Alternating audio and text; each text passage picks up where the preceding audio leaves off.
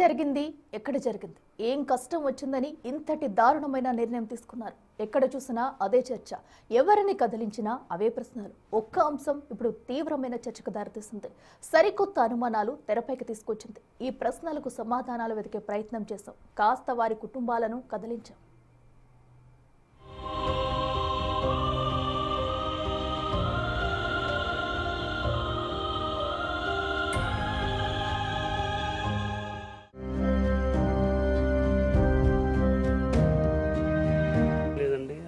చాలా కేర్ఫుల్ అంటే strong lady. ఎవరితోటి లేవు అస్సలు, అందరం బాగా కలిసి ఉంటాం.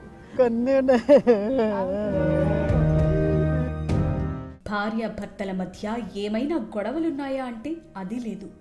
అత్తామామలతో ఏవైనా ఇబ్బందులున్నాయా అంటే అవి లేవు. పోనీ ఏవైనా ఆర్థిక సమస్యలున్నాయా అంటే అది కాదు. మరేంటి కారణం? తనకొచ్చిన కష్టమేంటి? విజయశాంతిరెడ్డి తన 2 పిల్లలతో కలిసి ఆత్మహత్య ఎందుకు చేసుకుంది? ఇప్పుడు ఈ ప్రశ్నలు అందరినీ ఆలోచింపచేస్తున్నాయి. విజయశాంతిరెడ్డి తన 2 పిల్లలతో కలిసి ఆత్మహత్య చేసుకున్నప్పటి నుంచి అనేక చర్చలు నడుస్తున్నాయి. ఎవరికి తోచినట్టుగా వారు చెప్పుకొస్తున్నారు. కానీ అసలు వాస్తవమేంటన్నది మాత్రం ఇప్పటికీ మిస్టరీనే.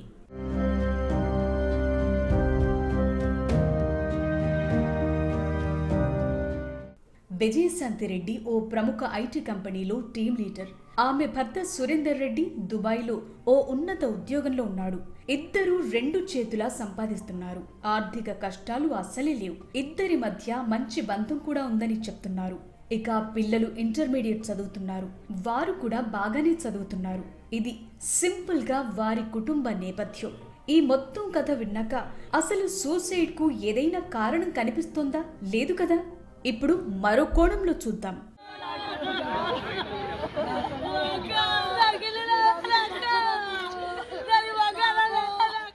జనవరి 28 విజయశాంతి సురేందర్ జీవితంలో ఒక ముఖ్యమైన రోజు. ఆ రోజున వారి పెళ్లి రోజు. జనవరి 31. ఇది కూడా వారి జీవితంలో మరో ముఖ్యమైన రోజు. ఎందుకంటే ఆ రోజు సురేందర్ పుట్టినరోజు.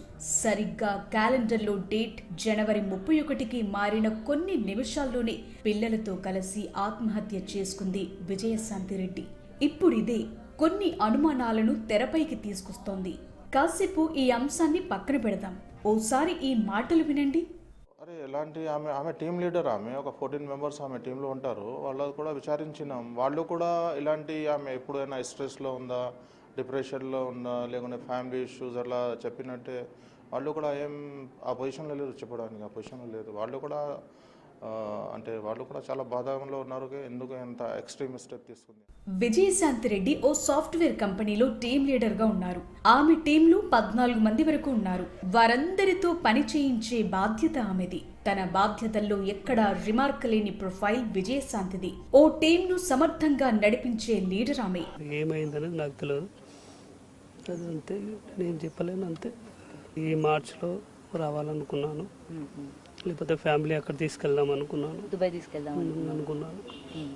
హాలిడేస్లో తీసుకెళ్దామని ప్లాన్లో ఉన్నాము ఇద్దరం. గ్రేట్ విమెన్, స్ట్రాంగ్ విమెన్ ఏ నిర్ణయం అంత ఈజీగా తీసుకోదు. ఎంతటి కష్టాన్నైనా ఇష్టంగా చేస్తుంది. ఇవి ఆమె భర్త సురేందర్ మాటలు. స్ట్రాంగ్ లేడీ, అంత ఈజీగా డిసిజన్ తీసుకుంటామే కాదు. మరి ఏమైందనేది నాకు తెలియదు. చాలా కేర్ఫుల్, అంటే స్ట్రాంగ్ లేడీ. అంటే ఎలా చెప్పాలంటే ఇక దేవత అన్నట్టు, అంతే. వేరే మా కోడలితో ఎలాంటి ఇబ్బంది లేదు. సంక్రాంతి రోజే ఫోన్ చేసింది. ఆ తర్వాత కూడా ఓ ఫంక్షన్ కు కలిసి వెళ్ళాం. అంతా బాగానే ఉంది. ఇవి ఆమె మామ చెప్తున్న మాటలు. ఒక సంక్రాంతి పండుగప్పుడు రమ్మని చెప్పి మా కోడలు ఫోన్ చేసింది.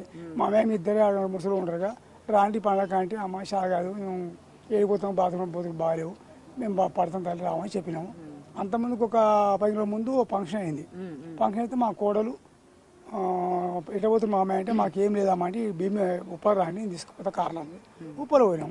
మా ఇద్దరిని తీసుకుంది, వాళ్ళ అమ్మని మా భార్యని నలుగురం ఆ ఫంక్షన్ పోయినాం. నైట్ వచ్చినాం, 5 వండుకున్నాం. తెల్లాలేసి మళ్ళీ భీమా మేము వచ్చేసాం. గంతి నెల కిందనే మాతో మాట. అత్త మామలతో ఏ గొడవలు లేవు. ఇంటి నుంచి వెళ్లేటప్పుడు కూడా ఆఫీస్ పనుందని చెప్పి వెళ్ళింది. ఏ బాధలో ఉన్నట్టు కూడా కనిపించలేదు. ఇవి తల్లి చెప్తున్న మాటలు. ఈ మాటలు విన్నప్పుడు మనకర్థమయ్యే విషయం ఒక్కటే, తాను చాలా స్ట్రాంగ్ విమెన్ అని, తన మనసులో ఏమున్నా బయటకు చెప్పుకోదని. ఇది ఇప్పుడు విజయశాంతి రెడ్డిని సూసైడ్ వైపు నడిపించిందా? తన మనసులో కష్టాన్ని ఎవరితో పంచుకోకపోవటమే శాపంగా మారిందా అని అనుమానాలొస్తున్నాయి.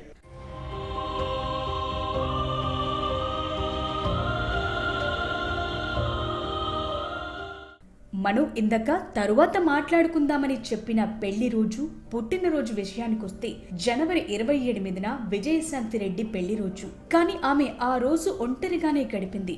ఆమె భర్త సురేందర్ చాలా ఏళ్లుగా దుబాయ్లోనే పనిచేస్తున్నారు. సో టెక్నికల్ గా భార్యాభర్తలైన చాలా కాలంగా వారు దూరంగానే ఉంటున్నారు. ఆర్థికంగా ఎంత బాగున్నా కానీ మన అనుకునేవారు పక్కన లేకపోవటం అనే లోటు ఎవరూ తీర్చలేనిది. ఇదే ఇప్పుడు ఆమె ఆత్మహత్యకు కారణమైందా అని అనుమానాలు కలుగుతున్నాయి.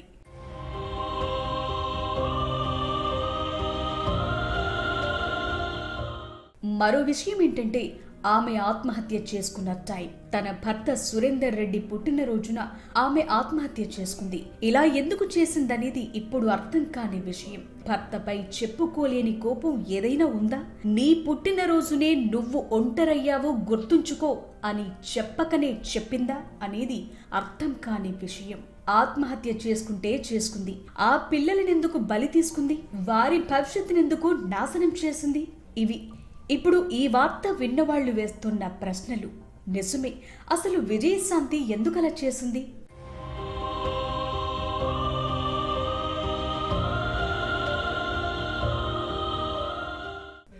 అమ్మా, ఐఎమ్ సారీ. నాకు ఈ లైఫ్ నచ్చట్లేదు. చాలా ట్రై చేశాను బతకటానికి, కానీ అవ్వట్లేదు. నా పిల్లలను వదిలేసి నేను పోలేను. అందుకే వాళ్ళను తీసుకుపోతున్నాను. మా చావుకు ఎవరు కారణం కాదు, మా ఇష్టంతోనే పోతున్నాం. విజయ.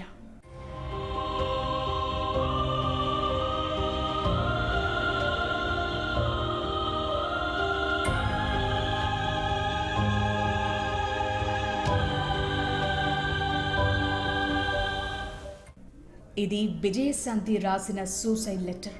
ఈ లెటర్ రాసిన place Cherlapalli railway station parking స్థలం. ఆ టైంలో ఆమె పక్కనే ఉన్నారు ఆమె 2 పిల్లలు. ఇప్పుడు మరో క్వశ్చన్ రేజ్ అవుతోంది. విజయశాంతి ఎందుకు ఆత్మహత్య చేసుకుంది అనేది ఒక మిస్టరీ అయితే, ఈ విషయాన్ని పిల్లలకు ఏం చెప్పి ఒప్పించింది అనేది మరో మిస్టరీ. ఎదురుగా ట్రైన్ వస్తున్నా భయపడకుండా, పక్కకు పారిపోకుండా ఆ తల్లిని పట్టుకుని నిల్చుని ఉన్నారంటే, ఆ తల్లిని తమ ప్రాణాల కంటే ఎక్కువగా ఆ పిల్లలు నమ్మారని అర్థమవుతోంది. అలా ఎందుకు నమ్మారు అనేది ఇప్పుడు అర్థం కాని విషయం.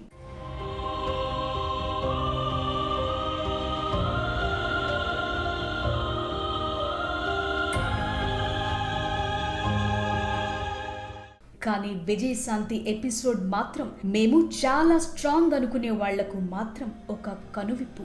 మనసులో బాధను చెప్పుకోవటానికి కొందరుండాలి. అది ఫ్రెండ్స్ కావచ్చు, బంధువులు కావచ్చు, మరెవరైనా కావచ్చు. కానీ కొందరుండాలి. వారితో మనసులోని బాధను షేర్ చేసుకోవాలి, మాట్లాడాలి, సొల్యూషన్స్ కోసం ప్రయత్నించాలి. అంతేకాని ఇలా ప్రాణాలు తీసుకోకూడదు. కుటుంబాలకు తీరని శోకం మిగిల్చకూడదు.